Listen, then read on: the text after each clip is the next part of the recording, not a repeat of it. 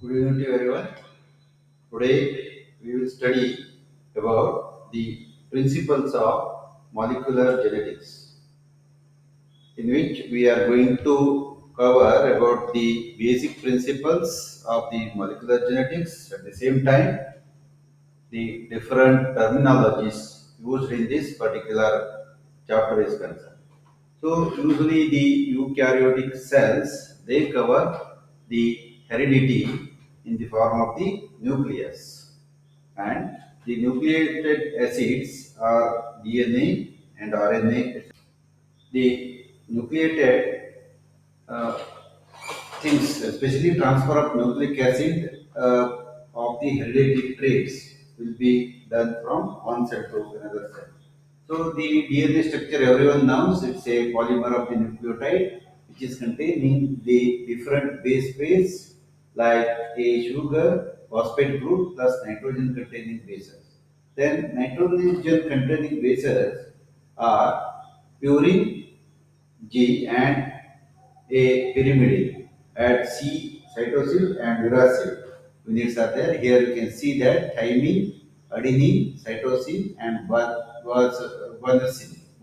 are the core structures which contains the different the acids.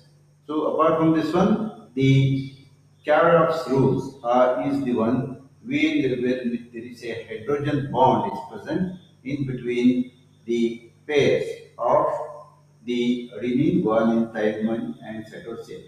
And the DNA is having the double helix structure, and it is antiparallel to each other with adenine, thymine, guanine, cytosine pairs of the chains of nucleotides held by the hydrogen bond as indicated in this particular slide.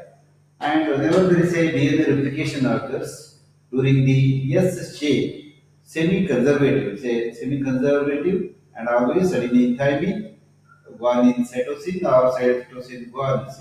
Then uncoiling up of the DNA things and once again recoiling will take place as well. Then the DNA polymerase is the one. It's a polymerase chain which needs primers, especially from RNA, which will be replaced later, and a leading strand will be there and lagging strand will be there. Then there will be a replication starts, and the DNA polymerase enzyme will be present which separates the strands or unzipping of the replication pore. Then RNA primer is also there. Then these parent DNA will be separated into the daughter DNA. Then the Okazaki it is the synthesis is continue. Then parental DNA is will be divided into 3 and 5 states with adenosine, thymine, guanine, and cytosine. Then the same thing, overall directions of the replication will go as leading strand and lagging strand. So the lagging strands is also called as the ligase with the enzyme. Then as the Okazaki fragmentation will also be done. And here you can see that there will be a original of the replication with the bubble. Then parental strand will be divided into daughter strand and replication fork will be there. And this will be ultimately leading to two daughter DNA molecules. Especially in case of eukaryotes, DNA replication begins in all sites along with the DNA molecule of the chromosomes. Then the central dogma of the DNA later it transcripts by a mRNA and it is going to translate it into a protein. Means when a DNA is coded into a protein by the mRNA and the cell will synthesize the required type of the protein, which is leading to the development of the protein synthesis. And most hereditary traits reflect the action of the different enzymes. by transcription and translations of the DNA with messenger RNA on the ribosomes with the polypeptides chains and the daughter nucleus to contain the original strands. And this is the one which is coding to the gene specific region of the DNA that codes for an enzyme. So what's the gene? It is the specific region in the deoxyribose nucleic acid DNA that codes to an enzyme and formation of certain specific actions. Whereas the transcription of DNA sequence in the gene is transcribed into RNA sequence, then RNA polymerase is the one which is going to take out the unwinding of these cells. For example, here you can see that there is a template strand, then the mRNA is going to separate the two strands with RNA DNA hybrid helix and coding to a separate strand of the different combination of adenine, thymine, cytosine, and guanosine, etc. So this is the transcription process, whereas the heterogeneous nuclear RNA is also known as yet an RNA. It's also coding to the different type of the DNA with exon means coding region, whereas the intron is called as the non-coding region. Then the primary RNA transcript will have the 5 cap with the different type of the genes coding into a 3 poly A tail and introns are cut out and coding regions are spliced together to form mature mRNA transcript. So this is the way how it goes, and the ribonucleic acid or RNA, say a messenger RNA, where in which the transcripts of the gene are directed to assemble into a protein, and ribosomal RNA combine with proteins to make up the ribosomes and transfer RNA as the tRNA and a transport amino acids to the ribosomes. Then the codons are the one, because here the DNA encodes for sequence of amino acids in the protein. So every DNA it is having some messenger RNA which codes to a specific amino acid, and the mRNA is transcript. Then ribosomes read the sequence in increments of the three nucleotides, that's called as the codon. For example, guanine, adenine, thymine double two molecules, then ACCU, etc. So whereas the mRNA will also code in the different sequential nucleotides GC, AU, TA, etc. So this is the process how it's going on, and translation where in which mRNA transcript is translated into an amino acid. The mRNA binds with rRNA in the ribosomes, and one codon is expressed at one time. So here also there will be a very specific mRNA binding site will be present. Then the start codon will initiate its action into the small ribosomal subunits. Once again, the 5' and 3' will be present, and the mRNA will always code. Then initiator tRNA will be there. Then once again the uracil, adenine, adenine uracil, guanine, and cytosine. Wherein which this is a energy consuming process wherein which the GDP is converted to GDP, then the translation initiation complex will be formed, and especially in the cells, large ribosomal subunits will be involved in this particular process, and a required protein will be synthesized in a proper manner. So what is a tRNA? It carries a particular amino acid, and it is against the codon, means it is doing acting as anti-codon action. So the usually the mRNA is going to have the message to produce a particular amino acid, and anticodon is the one which will inhibit that particular process, and the amino acids which are already directed to be produced by the mRNA will be stopped. That's what is the tRNA process. So the genetic code is determined by this permutation and combination of so many, especially the base pairs, adenine, thymine, guanine, cytosine, and fermentation. So the translocation is a process in the, once again same, the initiating tRNA and ultimately leading to a formation of a new moiety or genetic drift. And here you can see that there is it's a continuous cycling process wherein which a codon recognition will be there. Then the GDP is converted to 2 GDP. Then the peptide bond formation will be present in between the two strands. Then once again, this is a energy dependent process. GDP is converted to GDP. Then translocation takes place, where in which the ribosome, the particular ribosome, is ready for next amino acid tRNA, and the amino acid peptides are being produced from the ribosomes, which are the building blocks of the protein. And this process continues as a continuous process. Whereas the termination process, when nonsense codon is exposed.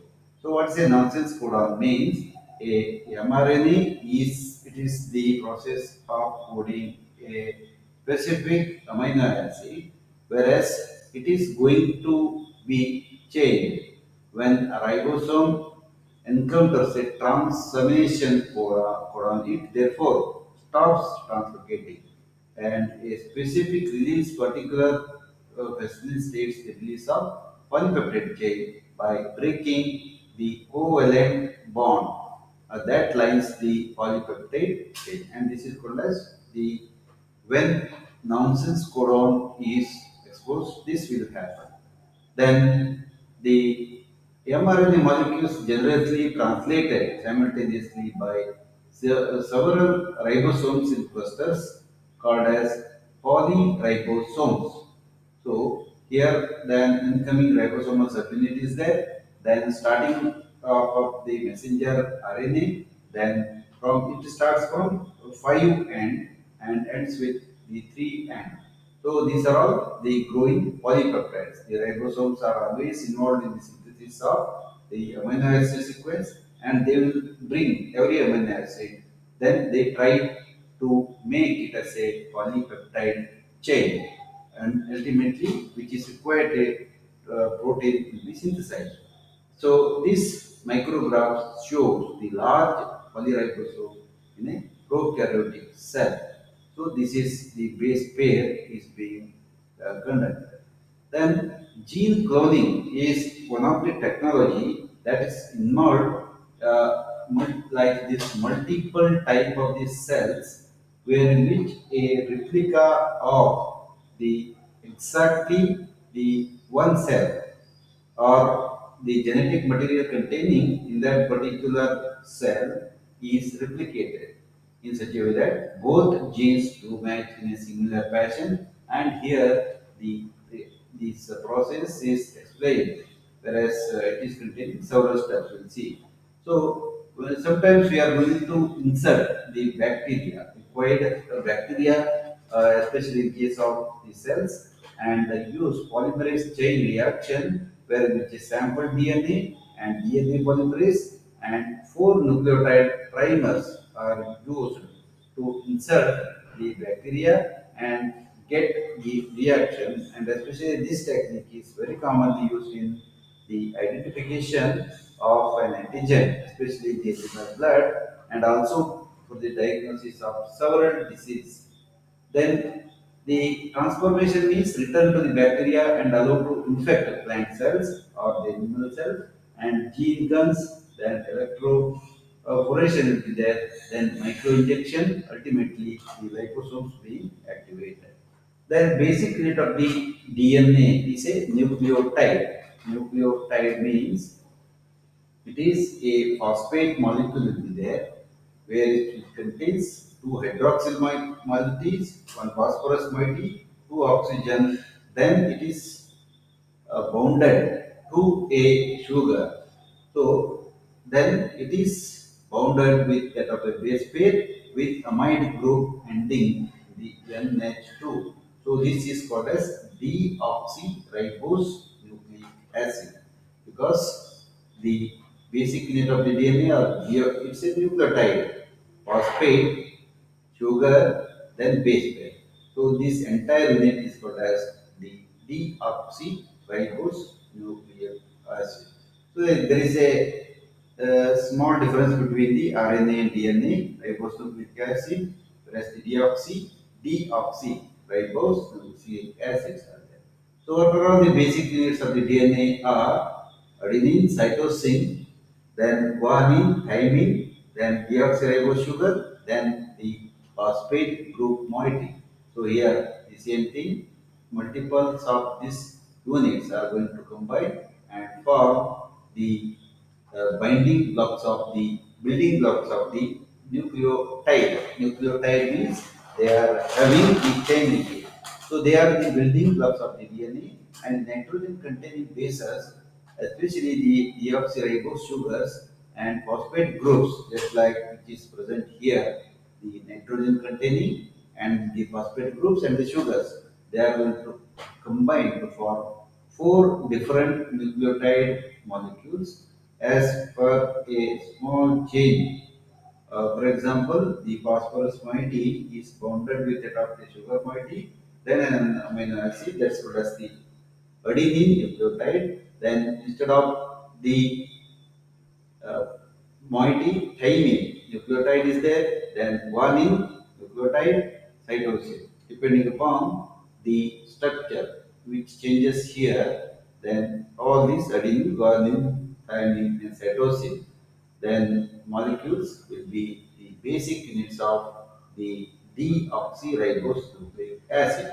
And here you can see that nucleotide can join together to form the long chain called as the polynucleotides.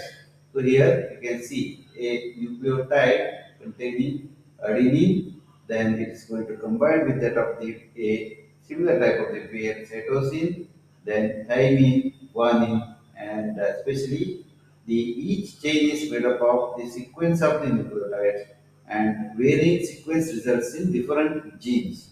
For a gene made up of nucleotides, there are four different combinations of nucleotides. That's just like adenine, thymine, cytosine, and guanine, and sometimes the uracil also. So this is the Watson-Crick model of the DNA. So initially it was thought that it's a parallel pair just like the railway bridges, but later it was understood that there is a coiling between the two strands. So even though there is adenine, thymine, cytosine, guanosine, etc., there will be a double helix model will be present, and this is looking like this in the 3D model, just like the beads of some grains.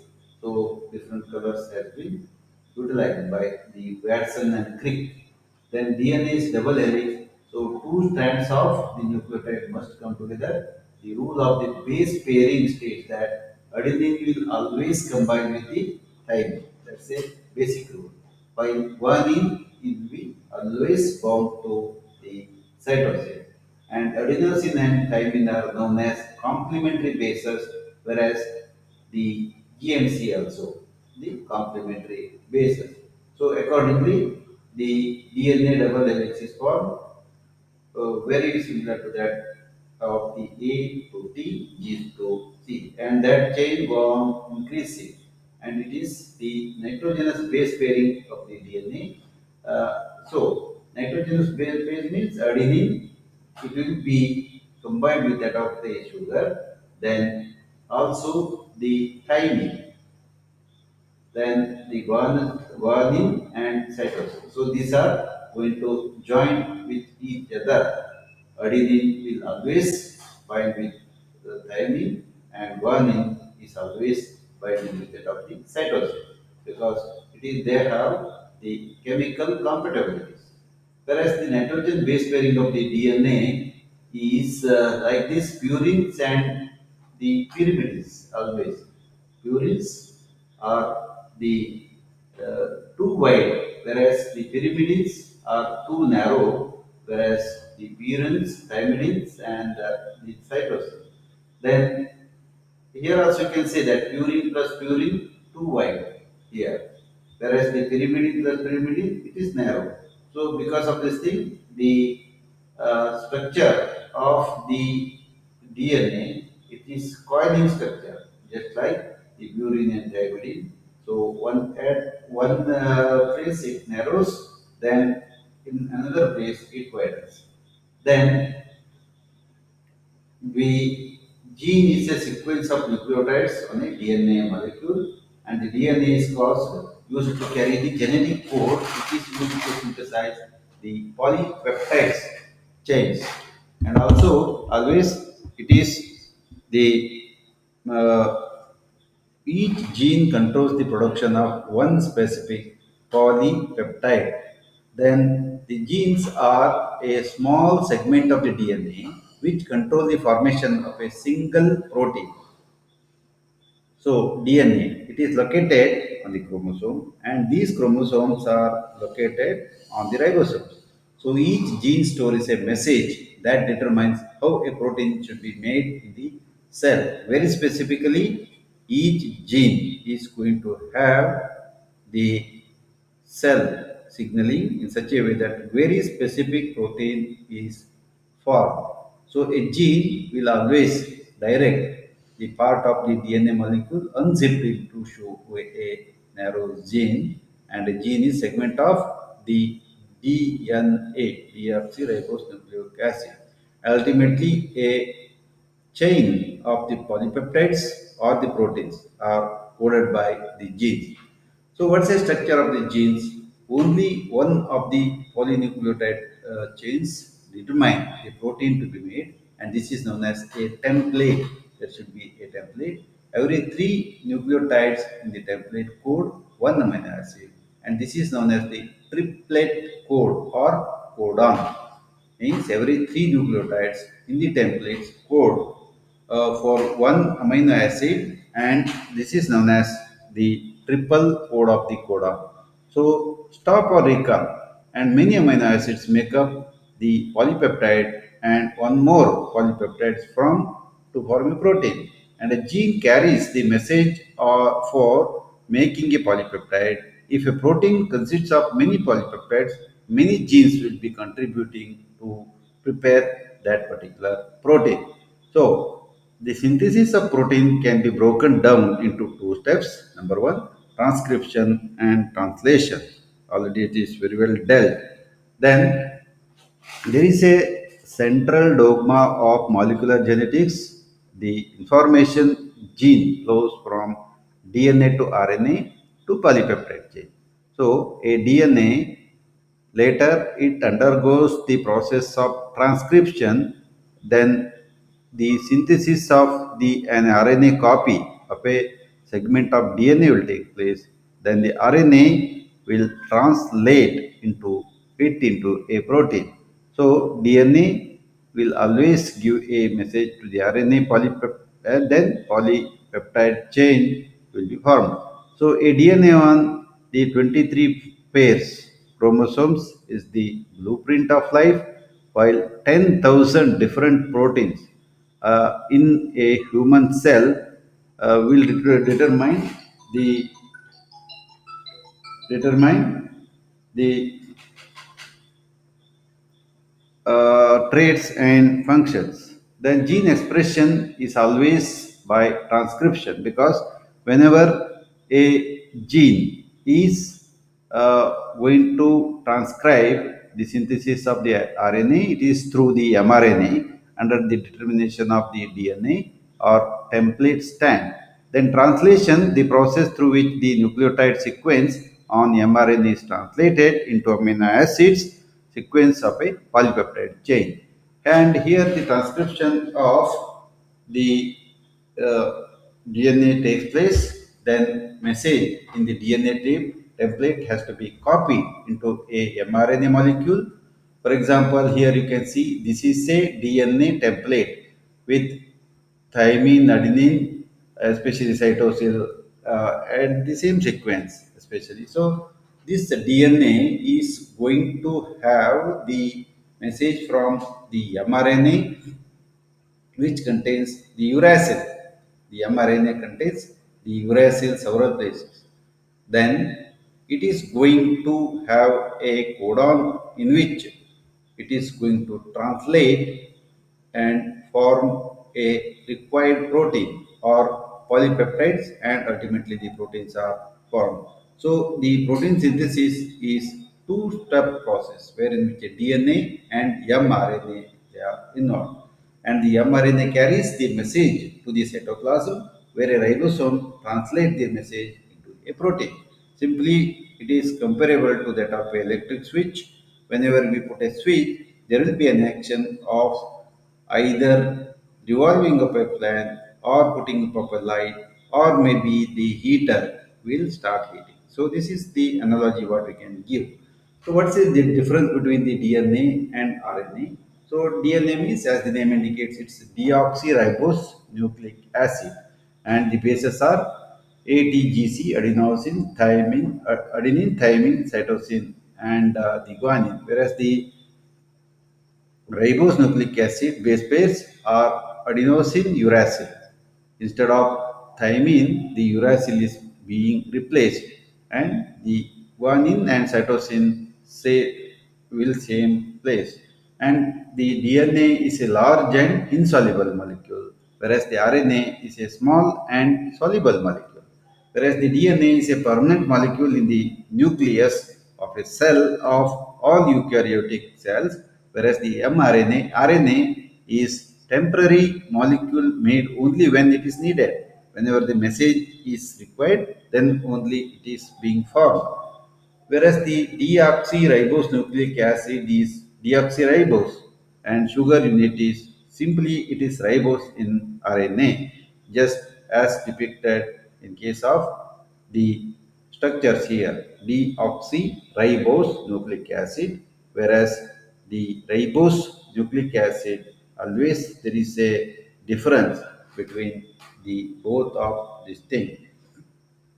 There will be the similar structure everywhere, except the here the H molecule is there, whereas in case of ribose it is deoxidized to form the hydroxyl moiety. A very small change will be making it as a RNA, ribose nucleic acid, or else everything is same.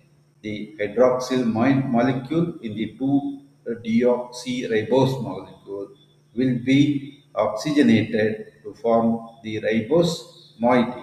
Then that's called as the ribose nucleic acid.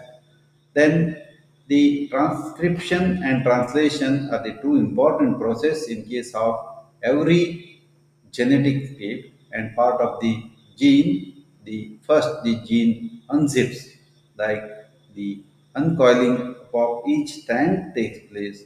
Then that's called as the transcription. Then later it's going to form into the translation. So a template like this will be coded by mRNA. Then mRNA is going to add the uracil moiety instead of the thymine moiety. So this is going to be changed the sequence of the amino acids which is required by the cell, and the cell later, this is a ribosome, then nuclear pores are there, then start called this codon like AUG, etc. Then mRNA nucleotide is made, and mRNA leaves the nucleus and attaches to a ribose in the cytoplasm and orders to form a new molecules preparation with that of the ribosome, and it is going to add the uracil guanine, adenine uracil, adenine guanine uracil instead of the adenosine, adenine thymine guanine adenine, etc. So the sequence will be as per the direction given by the mRNA. Then the genetic code will be a process in which different type of the codons, about 64 codons. If you count this thing, 64 codons will be there, and 20 amino acids. Then the redundancy, but no ambiguity will be there. Everything is perfect, and instead of everywhere, the nucleic acids are joined in such a way that the required protein will be synthesized during the growth phase. So this is the gene one. There are, of course, there are several type of the genes on the DNA molecule on a chromosome. Then there will be gene 1, gene 2, and gene 3. So the gene 1, it takes place in such a way that the DNA strand template here, starting from 3 and ending 5, will be transcribed with the help of the mRNA and insertion of the uracil molecules.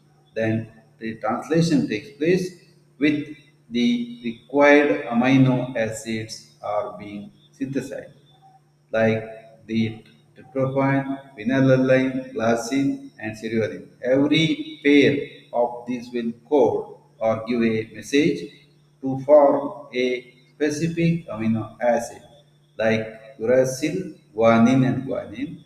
They will they are called as the codons and lead to tryptophan, whereas triple uracil molecules, they are going to form the phenylalanine, whereas the 2G and C, they are going to code the glycine moiety, whereas the uracil, C, and the A, adenosine. So they are going to form different amino acids. Similarly, the permutation and combination of three or more DNA are going to form the different nucleic acid. So, here is a fill in the blank. During the protein synthesis, one strand of DNA is used as a template for the synthesis of a particular strand, and this process is called as dash. And the mRNA moves from dash to the ribosome outside the nucleus, and the attaches itself to a ribosome for the process of the amino acid synthesis. And during this process, the mRNA moves along with the this DNA, required DNA moves along with the mRNA. In this way, so the nucleotides are linked to form a polypeptide. So here you can see that the template. So during the protein synthesis, one strand of the DNA is used as a template for the synthesis of mRNA, and this process is called as the transcription. The mRNA moves from the nucleus to cytoplasm, where it attaches itself to the ribosome for the process of translocation. During this process, the chromosomes moves along with the mRNA. In this, especially the amino acids are linked to form a polypeptide chain. And there are processes to control of the gene, especially in the every body.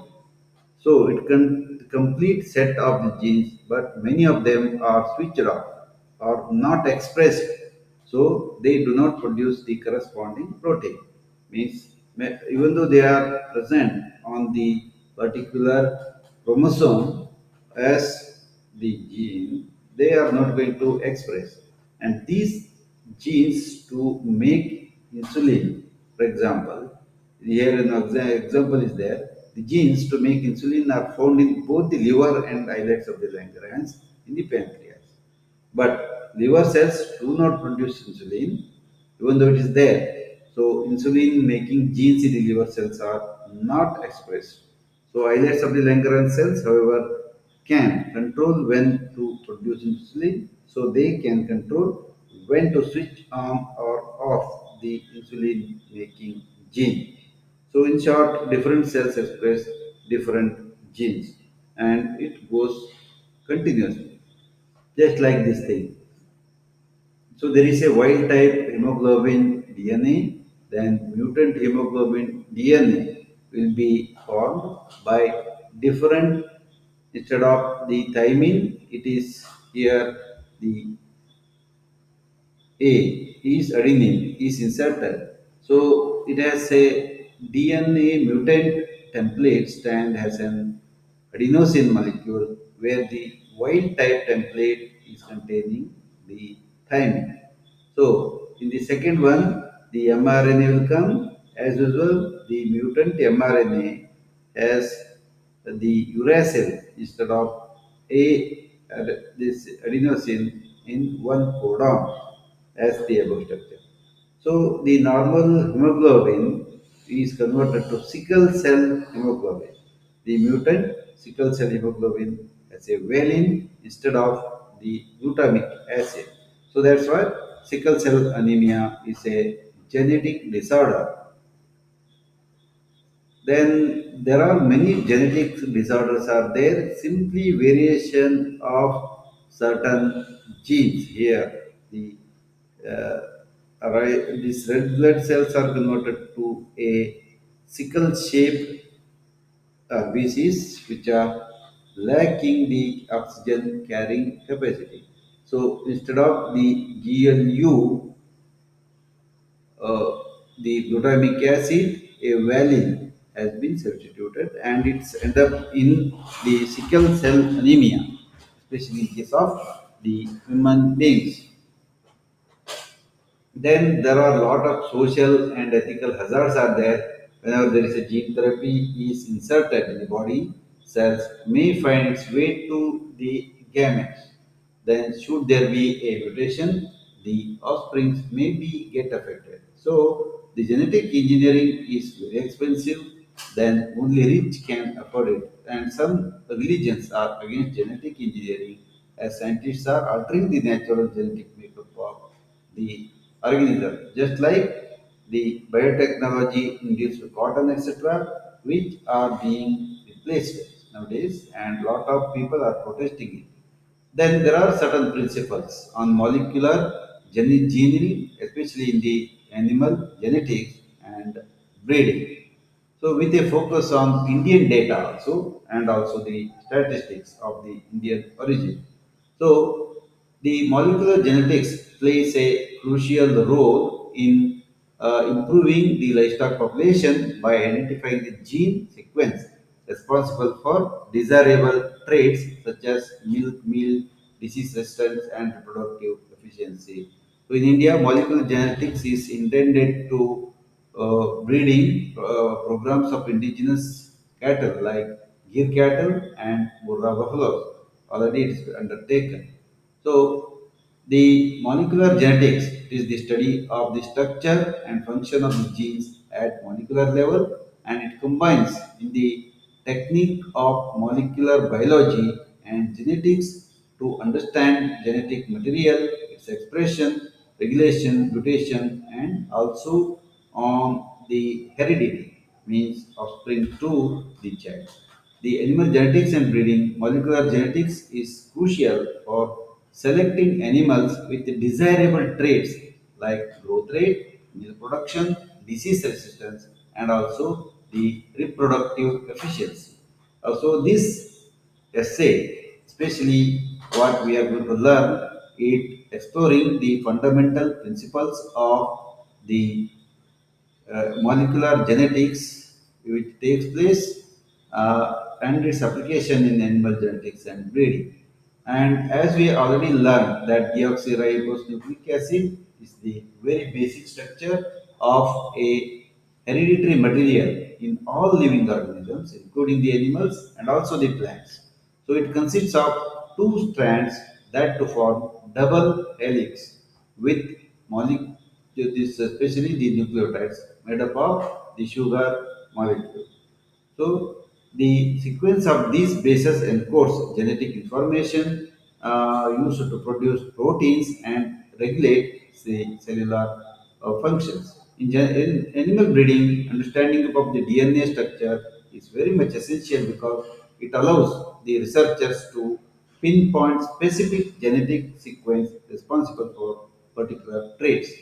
And gene expression and regulation is also referred by the process by which the information encoded in a gene also to synthesize the required type of the proteins or other molecules affecting an organism's phenotype. So this process involves two main stages. One is transcription and translation, as I have already explained. Then molecular genetics allows readers to identify key regulatory genes influencing traits such as growth rate, fertility, and disease resistance. So the genetic variation, there will be a mutation and polymorphism will be there.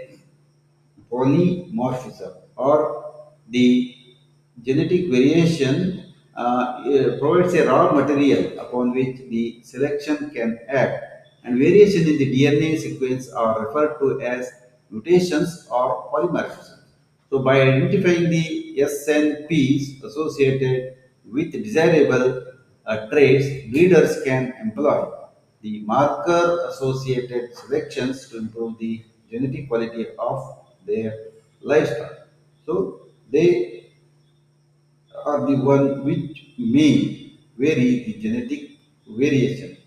So genetic markers and marker associated selection is the one where in which a DNA sequences with known locations on chromosome that can trace inheritance of the genes and in breeding populations.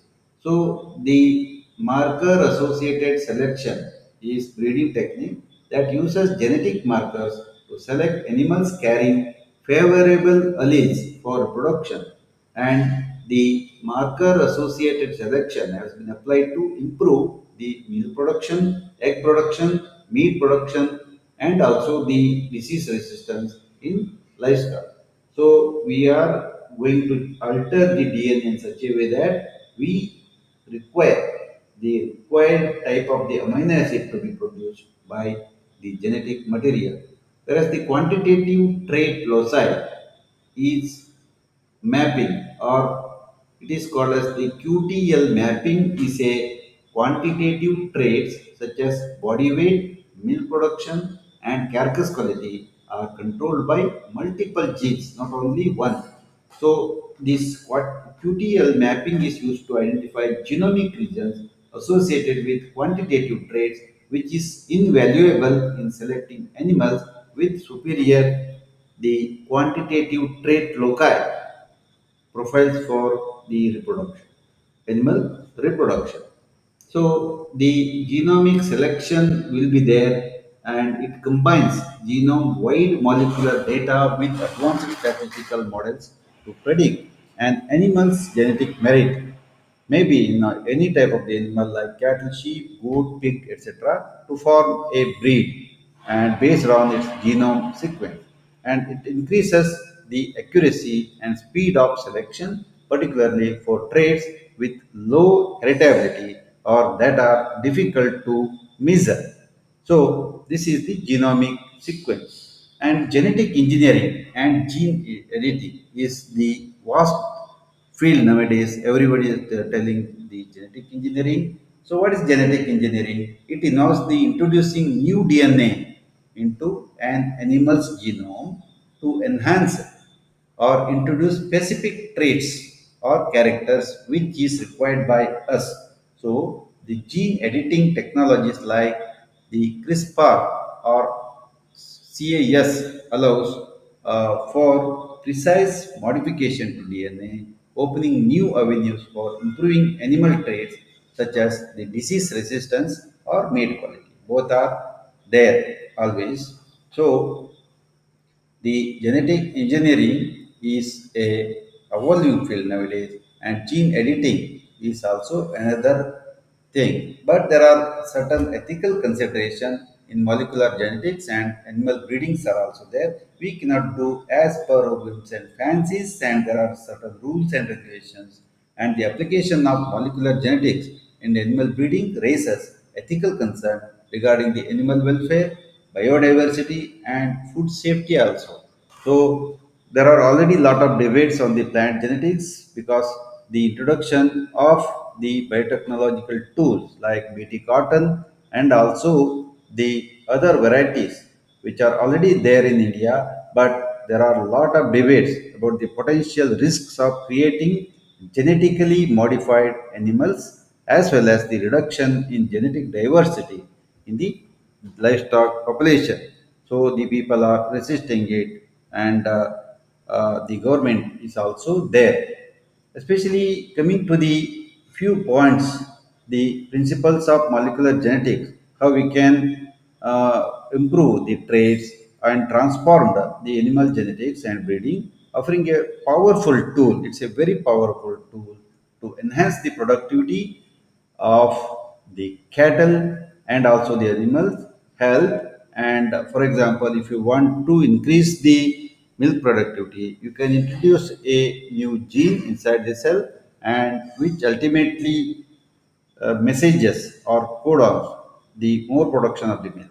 And but this is against the nature, and the animal welfare in livestock populations is involved.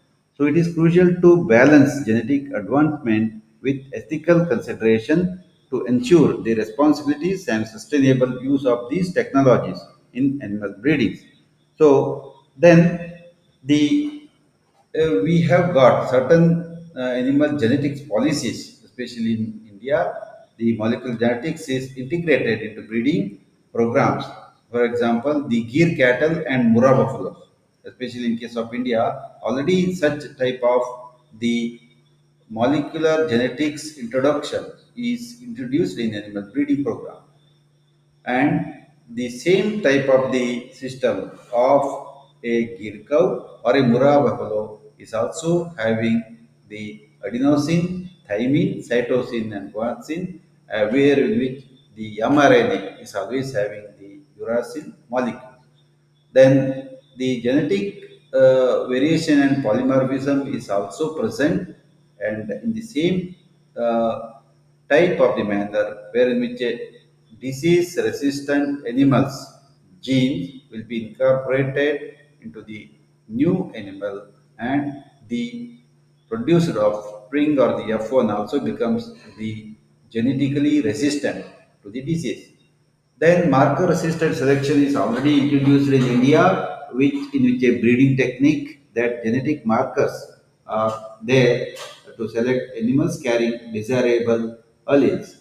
So in India, the MAS improved traits like milk production and meat quality in dairy cattle and buffaloes through crossbreeding programs.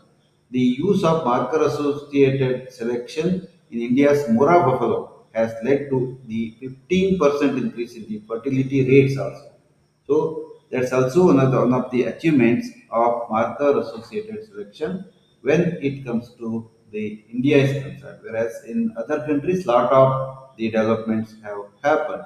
Then the genomic selection, coming to the India, let us focus on India. Genomic selection has improved the milk yield by 8 to 12% in indigenous cattle like Gir and Silage Sahiwal by introducing the specific gene from the same trait or breed into the F1 springs. Of course, with little change, the approach accelerates the genetic improvement by reducing the generation interval and costs associated with traditional progeny testing. For example, the maturity age of first calving, etc., are very long in case of indigenous cattle.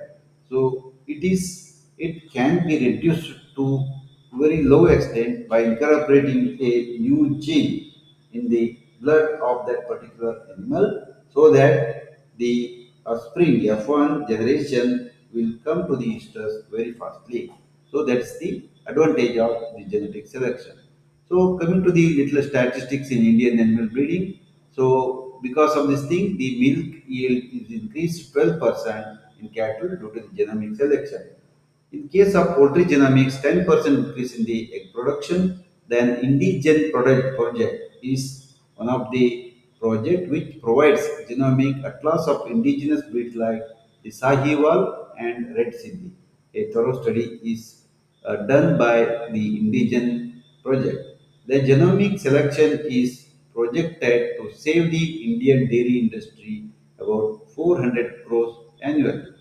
So, the genetic engineering and gene editing is also same time that the CRISPR allow the precise modification in India.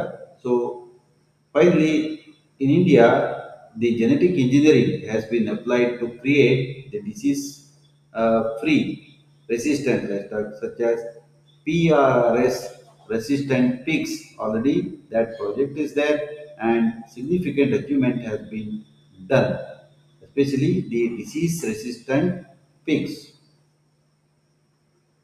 Then there are a lot of challenges, as in other countries also. In India has also got a lot of challenges. The rapid use of the molecular genetic raises ethical concerns.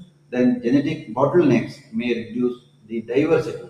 Already we have got a lot of diversity, biodiversity in animals, the plants and other things. But this may become the monoculture, or it may reduce the biodiversity and against the nature. Then ethical questions regarding the animal welfare. Then breeding programs must balance genetic gains with biodiversity and ethical responsibilities. So that's about the particular chapter is concerned, and thank you very much for patient hearing, and thanks a lot.